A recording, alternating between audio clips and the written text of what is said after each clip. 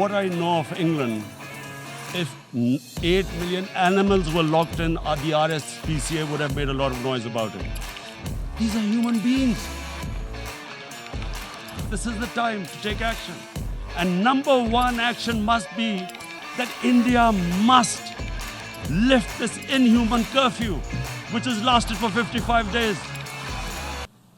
अध्यक्ष महोदय, जब एक विकासशील देश दुनिया का सबसे बड़ा स्वच्छता अभियान सफलतापूर्वक संपन्न करता है, सिर्फ 5 साल में 11 करोड़ से ज्यादा शौचालय बनाकर अपने देशवासियों को देता है,